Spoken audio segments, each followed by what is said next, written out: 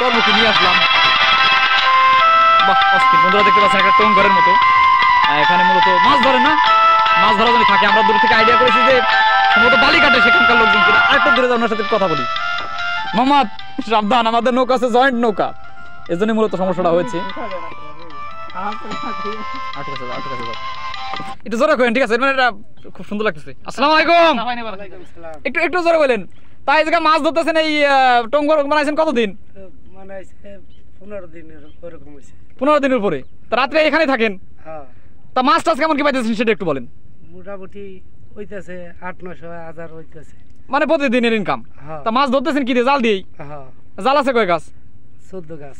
14 গাছ, আলহামদুলিল্লাহ ভালোই। আর এখানে কি কি মানে আসবাবপত্র আছে টুকটাক? আছে ল্যাব ক্ষেত, খাবার টাবার সবকিছু আছে, পানি টানি সবকিছু আছে। ও, আর খাবার দাবার তো বাড়ি থেকে রান্না করে দিয়ে যায় নাকি? ও, এলো ব্যাপার স্যাপার। যাই হোক, রাত্রে ভয়টা করে নাকি আবার? না না না, এই মাঠের মধ্যে থাকেন। আর কি কি মাছ পাইতেছেন সেটা একটু আমাদের দর্শকদের বলেন। মনে করেন যে কই মাছ, শৈল মাছ, বাইব মাছ, এইভাবে দেশাল মাছগুলোই।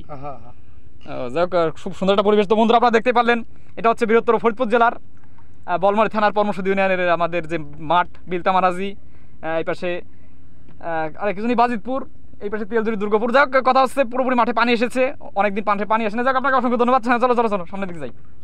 এই হচ্ছে ব্যাপার। সেবার মূলত একটা টং ঘরের মতো বানিয়ে সেখানে আছে। যাক, বৃষ্টি বৃষ্টি হলে তো সমস্যা নাই, না সমস্যা, মানে সেই ব্যবস্থা করে দিয়েছেন। উপরে আপনারা দেখতে পাচ্ছেন যে পলিথিন দেওয়া হয়েছে, রাবার দেওয়া আছে, একটু দাঁড়াই, রাবার দেওয়া আছে। আবার এই সাইডটা তোষক আছে। আমি একবার পুরোপুরি চলে আসলাম। এখন বলবেন যে এটা কেমন? এটা হচ্ছে ম্যাশিংয়ের যে উচ্চ টিভি, বিশেষ করে যেখানে পানি পড়ে সেখানে মূলত সিস্টেম করছে। এটা কি কয়?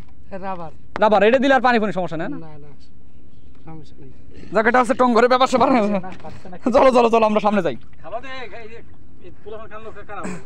আমার নাতি পড়ে গেছিল লোকের ঘর।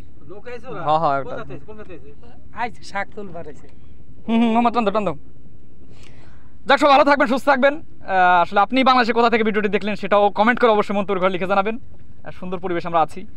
আর পানি প্রতি বছর হোক, মাছ হোক, শাপলা হোক, আসলে কৃষকরা এতদিন পানি যে কষ্টে ভুগেছে সেটা বলার মতো না। বিশেষ করে পাট নিয়ে, মাঠের যত পাট টোটালি সব গাঙ্গে বা বিভিন্ন আড়াগাড়ায় কৃষকরা পাট দাগ দেওয়ার ব্যবস্থা করতো। সেই হিসেবে এবার বছরে যেহেতু পানি হয়েছে, অনেকে মাঠে পাট এনেছে। আপনারা খড়ির অবস্থা দেখে বুঝতে পারছেন। যাক, সব ভালো থাকবেন, দেখা হচ্ছে নতুন একটি পর্বে। আসসালামু আলাইকুম।